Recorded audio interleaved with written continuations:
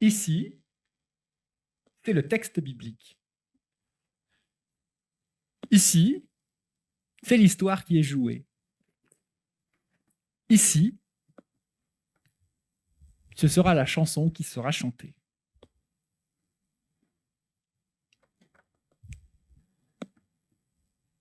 Ça s'est passé il y a très longtemps. Tellement longtemps que tout ça n'existe pas. À cette époque-là, il n'y avait même pas de chaussures. Bon, quelqu'un veut des chaussures? Ah, mais pas mes chaussures. Oh, s'il n'y avait pas de chaussures à cette époque-là, il n'y avait même pas de chaussettes. Hein? Chaussettes, hein? Hop. Alors, il y avait quoi? Il y avait quoi? Ah, ça tombe bien. Des sandales. Ah, les bonnes vieilles sandales. Ah, on est mieux là comme ça. Nous allons partir en voyage, loin, dans un autre pays. Nous allons traverser les mers. On peut se faire une petite traversée des mers. Vous feriez comment? Allez-y. Je vous entends pas. Ouais, allez-y. Un peu plus fort, s'il vous plaît. Le vent du désert.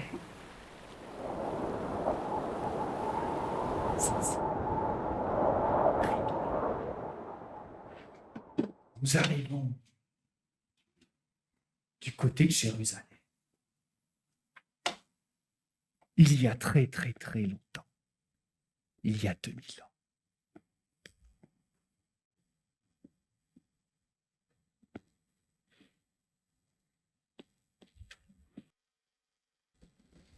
Vous l'entendez? Vous le voyez arriver? Non? Vous le voyez là-bas? Il faut préparer son arrivée. Oh, regardez, ça c'est formidable. Ça c'est formidable. On n'a rien, alors on prend ce qu'on a. Hein. Cherchez les enfants si vous voyez, comme moi, des petites branches comme ça. Hein. Il y en a qui trouvent des branches, on va l'accueillir avec ça. Ok, ça marche? Ça vous va? Ouais, c'est ça, c'est bien, tout à fait, t'as trouvé? Excellent. Alors, attends, c'est le moment, hein. Il va arriver. Oui, parce que, je vous explique, hein, pour ceux qui ne savent pas qui viennent d'arriver, nous sommes à Jérusalem. Jésus, qui a traversé toute la Galilée, il vient enfin à Jérusalem. Vous vous rendez compte? Enfin. Ça fait tellement longtemps qu'on a entendu parler de lui. Et même qu'il a ressuscité un mort. Le hasard. Non, Lazare. Incroyable. Et vous imaginez si c'était lui. Parce que ça fait des milliers d'années. Tous les prophètes, depuis tous les temps, nous annoncent quoi? Pardon? Ah, ils nous annoncent quoi? Merci. Imagine que c'est lui. Toutes ces années à attendre. Alors attendez, il arrive. Levez vos branches. Allez-y. Ouais.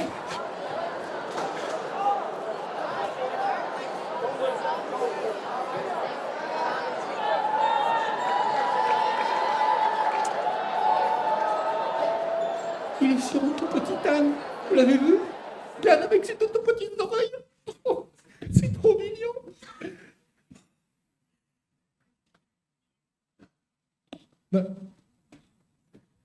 Mais pourquoi il pleure?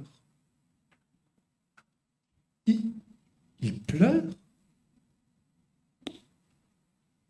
Bon. Moi, je vais retourner travailler alors. Ça y est, c'est fini. À mesure que Jésus avançait dans Jérusalem, les gens étendaient leurs manteaux sur le chemin et aussi des branches coupées. Alors que déjà Jésus approchait de la descente du mont des Oliviers, toute la foule des disciples, remplie de joie, se mit à louer Dieu à pleine voix pour tous les miracles qu'ils avaient vus. Et ils disaient: béni soit celui qui vient, le roi, au nom du Seigneur, paix dans le ciel et gloire au plus haut des cieux.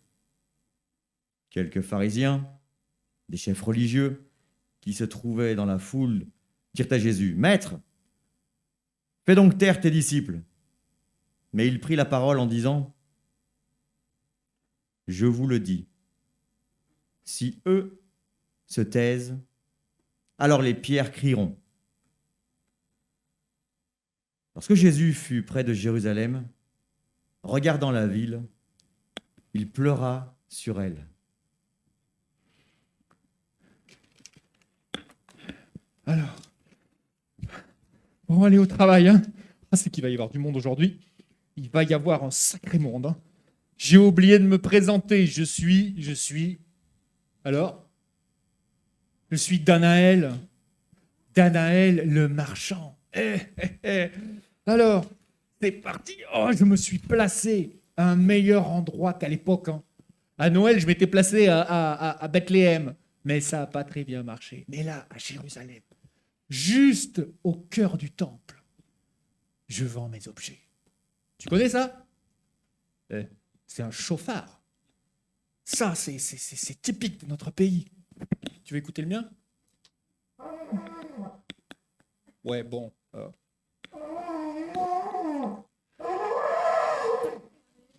Bon. On verra bien si j'arrive à le vendre. Voilà, ça c'est bon. Très bien. Ensuite, regardez ce que j'ai. Oh, une menorah. Une belle menorah. Le chandelier juif. J'ai aussi... Oh, regardez. Oh.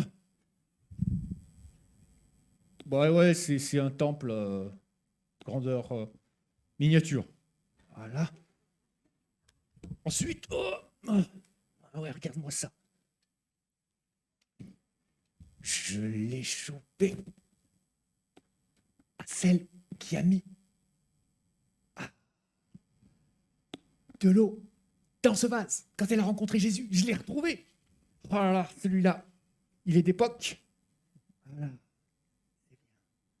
Oula. On va mettre ça comme ça. On va mettre ça comme ça. On va faire des petites... En plus, Jésus, il ramène énormément de monde. C'est bon pour les affaires. Vous êtes d'accord ? Hein ? Ah, c'est bon pour les affaires, ça. Hein ? Excellent. J'ai noté tout à l'heure, quand je suis parti, ce qu'il a dit. Parce que vous savez, il a pleuré tout à l'heure. Écoute, j'ai tout noté. Jérusalem, tu n'as pas su aujourd'hui comment trouver la paix. Hélas, maintenant, tes yeux n'ont pas voulu voir. Le moment va venir pour toi où tes ennemis construiront un mur pour t'attaquer. Ils vont se mettre autour de toi, ils vont tout détruire, ils ne te laisseront pas une seule pierre sur une autre. En effet, tu n'as pas reconnu le moment où Dieu est venu pour te faire du bien. Vous vous rendez compte ? Il a dit une prophétie. Il ne laissera pas une seule pierre sur une autre. C'est catastrophique. Mais vous inquiétez pas. On a tout le temps. Mais oui, parce qu'une prophétie, regardez, l'arrivée du Messie, il est là. Le dernier prophète qui en a parlé, c'était quand ? Il y a 400 ans.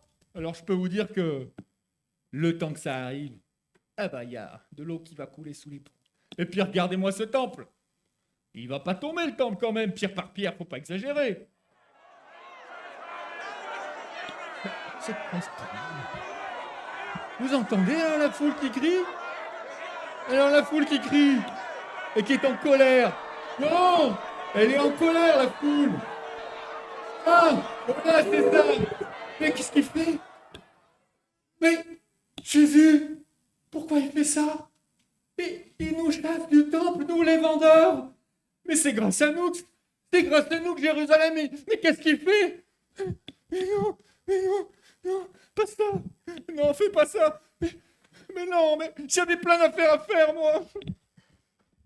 Jésus entra dans le temple et se mit à chasser les vendeurs. Il leur dit, « Dans les livres saints, Dieu a dit, « Ma maison sera une maison de prière. » Et vous, vous en avez fait un abri pour les voleurs.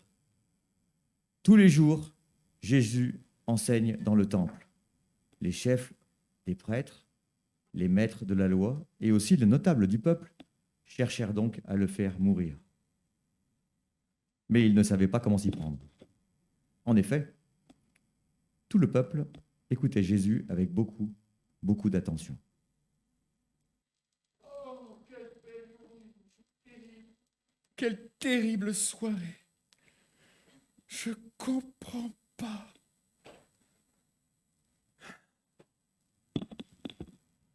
Je comprends pas. Bonjour. Mais qu'est-ce que vous faites là, vous? Qu'est-ce que vous faites dans le jardin? Bah, allez vous coucher. Il est tard. Vous entendez pas les grillons? Non, bah j'ai pas dit les colombes. J'ai dit les grillons. Ah, alors, écoutez les grillons. Voilà. Eh oh.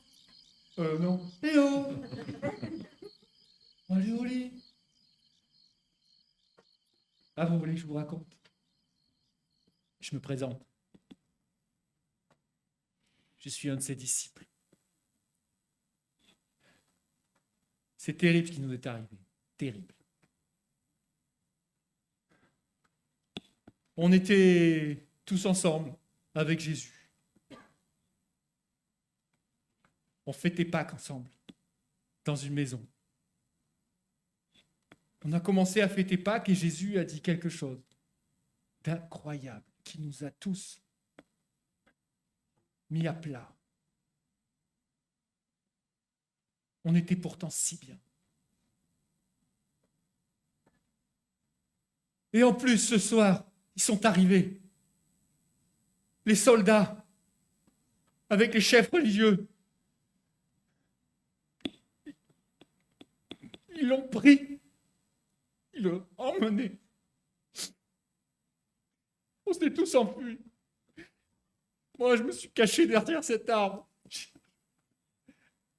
Comme un gamin qui a peur. J'ai rien pu faire, rien. Et il nous l'avait dit en plus. Je comprends pas. Je comprends pas. Et puis,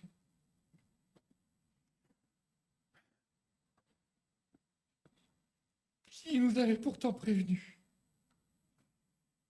Même celui parmi nous qui allait le trahir.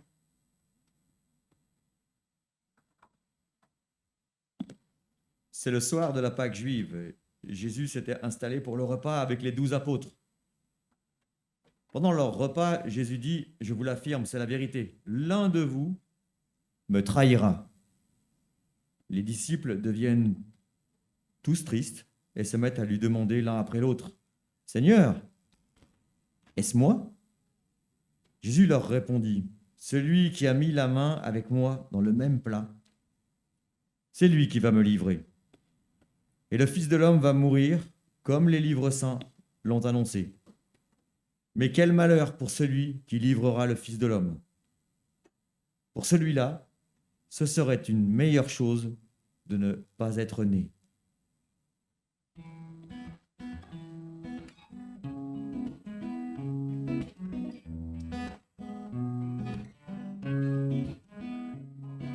Ces faits innombrables d'amour au quotidien égayaient notre table.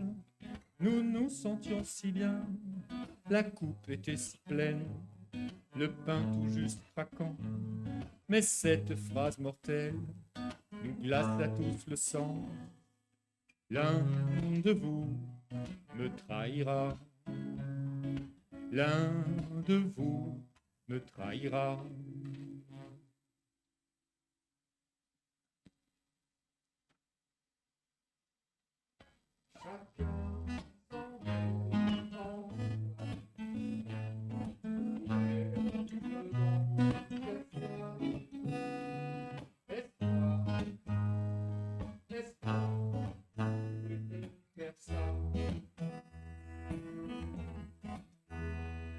Un geste habitué, l'un de nous prend pas le pain, livrant son intention tuée, mais de nous comprenons rien, chacun son dé dans soi.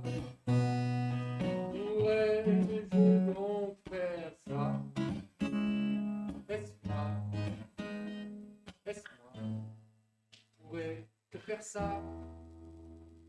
Dis-moi, est-ce que pourrait que faire ça?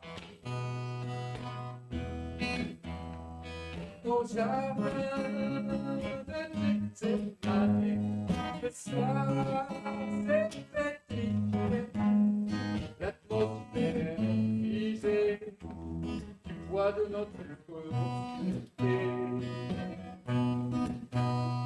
Une foule bien armée, l'un d'eux qui va baiser.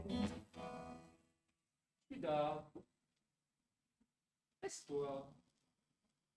Judas, c'est toi. Non. Non.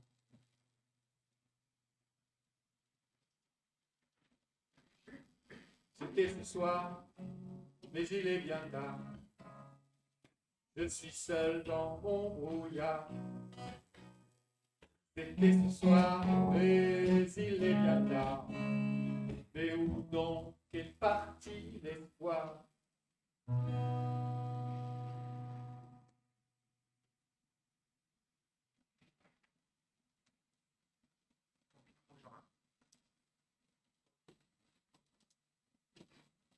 Ils ont ensuite pris le repas, chanté des psaumes de fête et sont allés au mont des Oliviers. Jésus dit ensuite à ses disciples, « Cette nuit, je vous le dis, vous allez tous m'abandonner. En effet, dans les livres saints, on lit, « Je viendrai tuer le berger et les moutons du troupeau partiront dans tous les côtés. » Jésus ajouta, « Mais quand je me réveillerai de la mort, moi, je vous attendrai en Galilée. »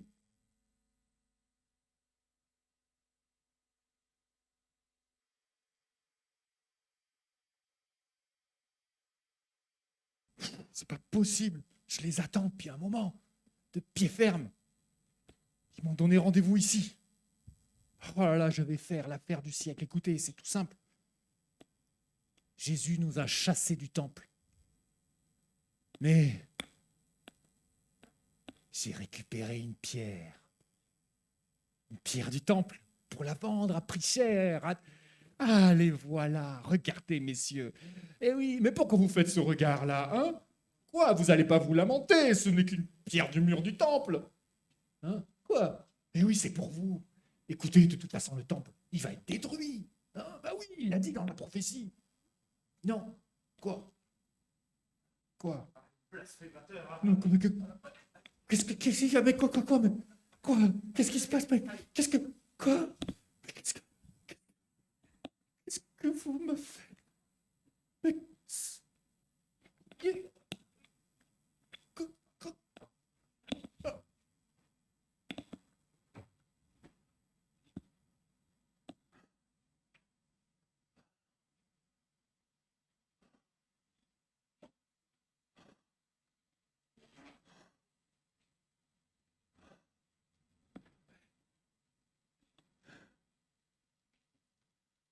ok, j'avoue. D'accord. Je savais que ça arriverait un jour. Je savais. Vous savez, quand on est jeune, la première fois on te dit « T'es pas cap !» Hein? Allez, vas-y, t'es pas cap. Puis toi, tu dis, devant tous les potes, « Moi aussi, je suis cap. Moi, bien sûr que je suis cap. » Qu'est-ce qu'on fait pas quand on nous met au défi? Hein? Et là, le premier vol. Puis ça marche. T'as volé. Personne t'a pris. Oh, mais c'est génial. Ouais, tout le monde te félicite. T'es pas cap, t'es pas cap. Alors moi je leur ai dit à moi aussi, à eux aussi. Et vous êtes cap? T'es pas cap. Et on a fait ça en bande. La vie facile, quoi. Et moi je vous raconte pas, hein, tout ce que je vends au temple. Mais j'ai tout piqué. Ben oui, c'est plus facile. Tu piques, tu vends. Tu piques, tu vends. Vas-y là, t'es pas cap. Si je suis cap. Le problème avec les poteaux comme ça, c'est que on sait plus s'arrêter. Et puis il y a un truc en toi. Il te dit, fais pas ça, fais-le pas. Et puis, tu peux pas écouter. Mais t'as envie, mais tu sais pas à qui le dire. Alors tu aimerais bien que quelqu'un il vienne te voir et te dise, oh, qu'est-ce que tu fais? Puis tu sais, t'aimerais bien que la personne qui vient te voir, elle te juge pas, quoi. Elle te juge pas. Elle veut t'aider à arrêter. Mais tu trouves pas la personne parce que tout le monde te juge, tout le monde te regarde.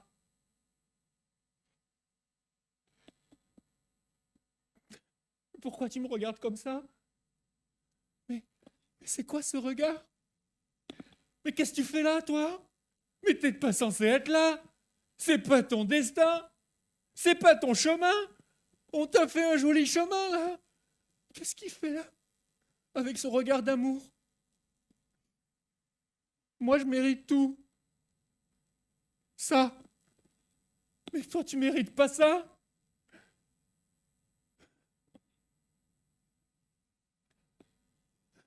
On est là côte à côte. C'est le coup de grâce. Moi, je prends mes fautes en pleine face. Mais lui, c'est la grâce. Eh, j'ai mérité tout ce que j'ai fait. Quand tu régneras dans ton royaume, pense à moi.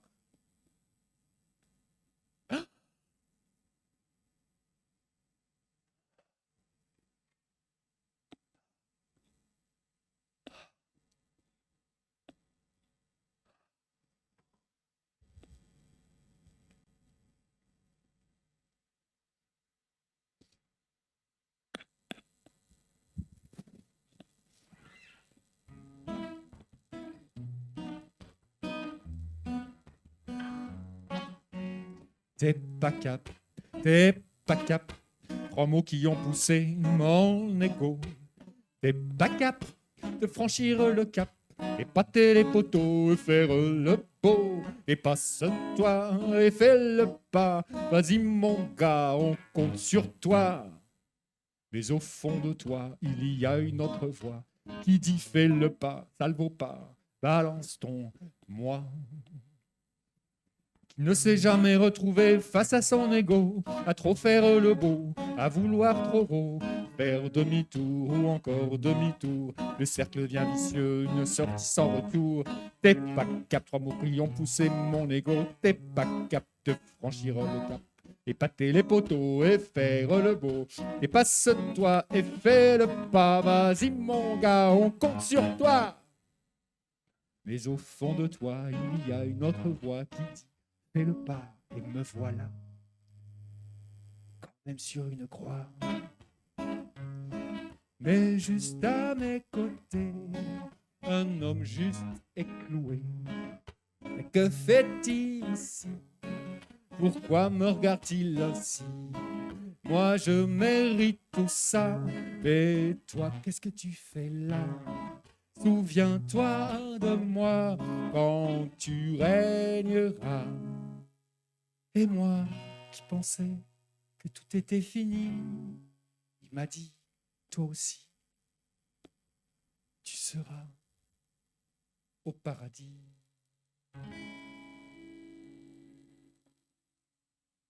Je te le dis en vérité, aujourd'hui, tu seras avec moi dans le paradis.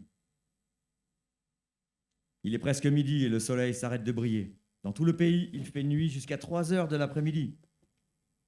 Le rideau, qui est dans le temple, se déchire au milieu, en 2 morceaux. Et Jésus pousse alors un grand cri et dit, Père, je remets ma vie entre tes mains. Après qu'il eut dit cela, il mourut. L'officier romain, voyant ce qui était arrivé, dit, gloire à Dieu, vraiment, cet homme était juste. Vraiment, cet homme était fils de Dieu. Toute la foule qui était venue pour regarder ce spectacle voit ce qui est arrivé et rentre chez elle, pleine de tristesse. Tous les amis de Jésus et les femmes qui les ont accompagnés depuis la Galilée se tiennent loin et regardent ce qui se passe. Plus tard, Jésus est enterré dans cette tombe qui appartient à Joseph d'Arimathée, une grotte devant laquelle on place une pierre.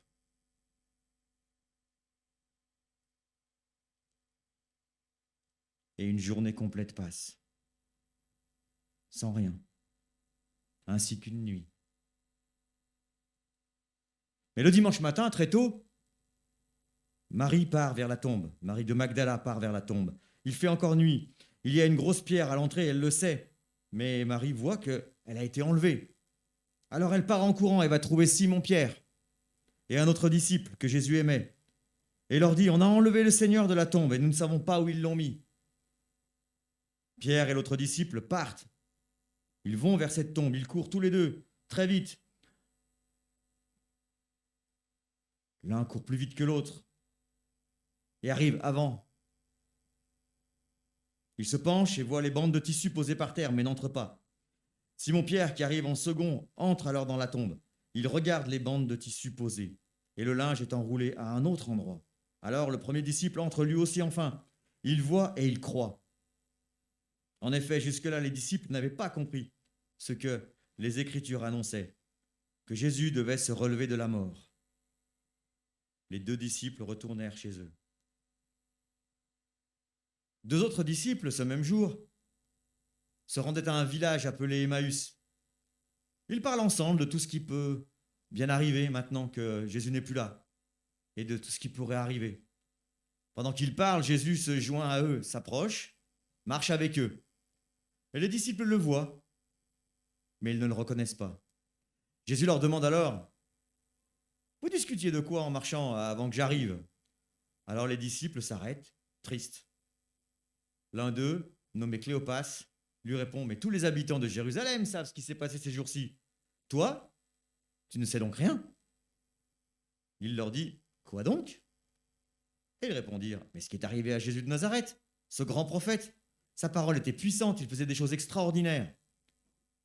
Les prêtres l'ont livré pour le faire condamner à mort. On l'a cloué sur une croix et nous espérions que c'était lui, le libérateur d'Israël. Mais voilà, c'était il y a 2 jours déjà. 3 maintenant que c'est arrivé. » Plus loin, Jésus leur dit, « Mais vous ne comprenez rien ? Votre cœur met-il tant de temps à croire ce que les prophètes vous ont annoncé ? » Ils arrivèrent près du village où les disciples devaient aller. Et ils dirent à Jésus en insistant, « Mais reste donc avec nous. C'est le soir et bientôt il va faire nuit. » Jésus entra dans la maison pour rester un moment avec eux. Ils se mirent à table et Jésus prit alors du pain et dit la prière de bénédiction. Il partagea le pain et leur donna. Alors, les disciples virent clair et ils reconnurent Jésus. C'est incroyable. Vous êtes revenus. Mais c'est incroyable. Vous vous rendez compte ? Vous vous rendez compte ? Ah, vous vous rendez compte ? Mais, en plus, il nous avait tout expliqué. Depuis le début, il nous a tout dit. Mais nous, on peut pas, ça marche pas. Faut voir pour croire.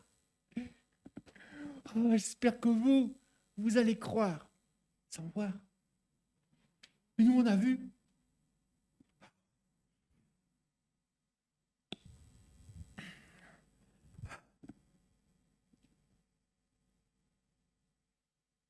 Ah.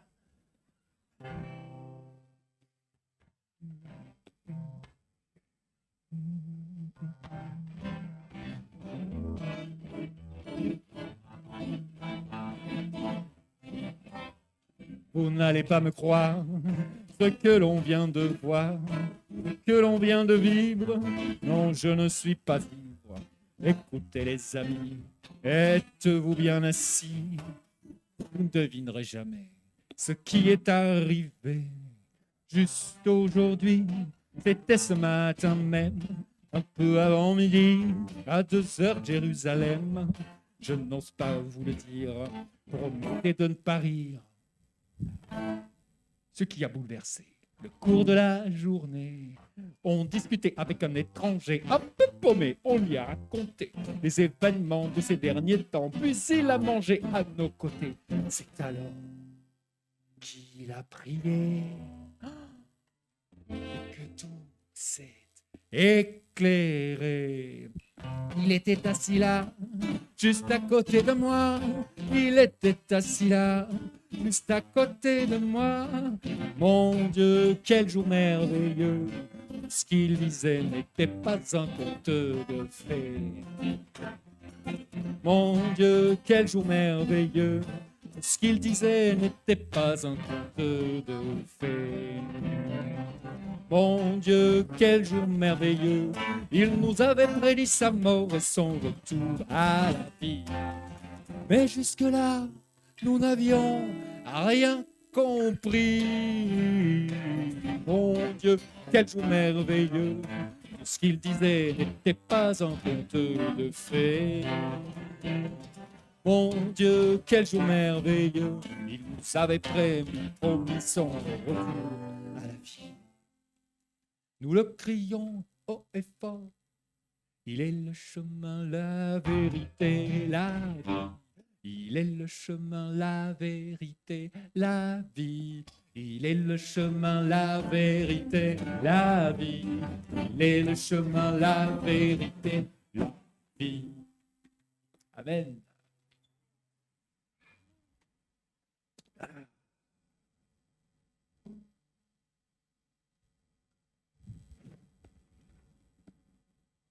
Et voilà cette histoire qui s'est déroulée il y a si longtemps. Et pourtant, qui aujourd'hui réjouit notre cœur. Vous savez pourquoi? Attendez, excusez-moi. Christophe, tu peux me couper? Merci.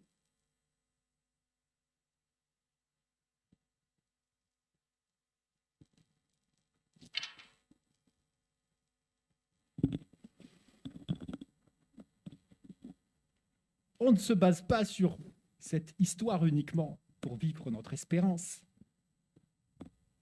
On se base par tout ce qui se passe en nous, dans la découverte, la connaissance et la mise en pratique des Écritures.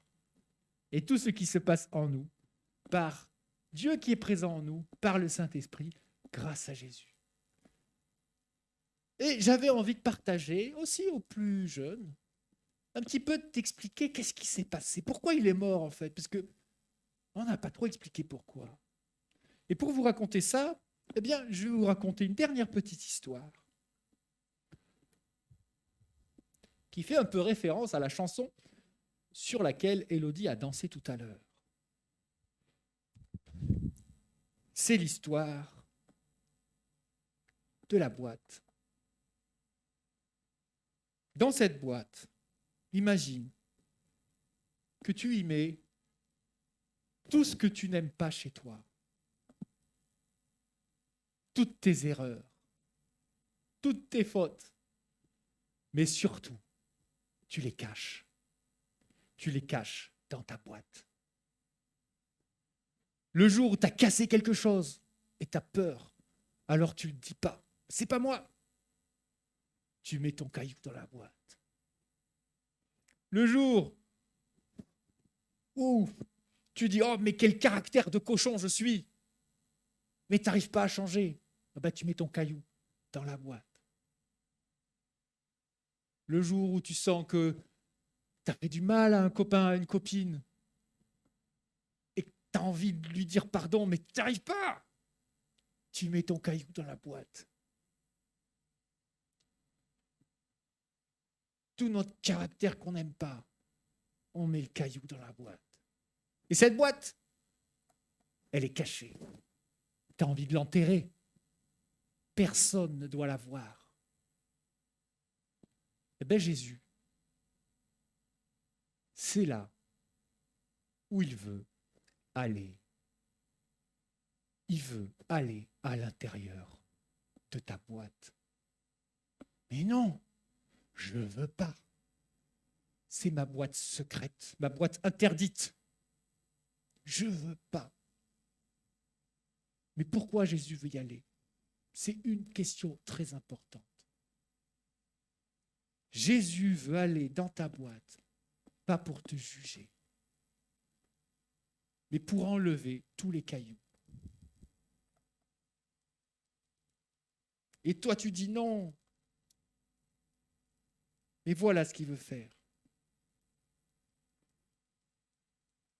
Il veut rentrer dans ta boîte. Et il veut prendre tous tes cailloux. Oh. Parce qu'il t'aime.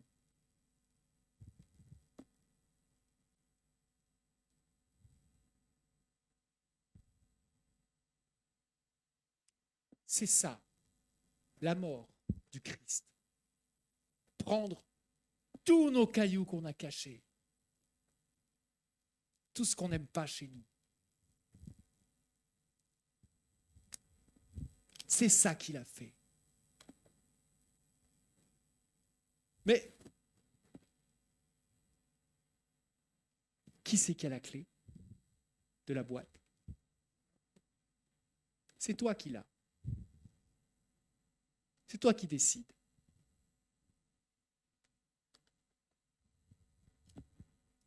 Pour l'instant,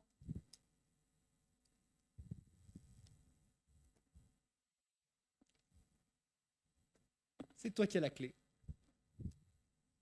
Jésus a tout fait pour prendre les cailloux de ta boîte. Excusez-moi. Je vais y arriver.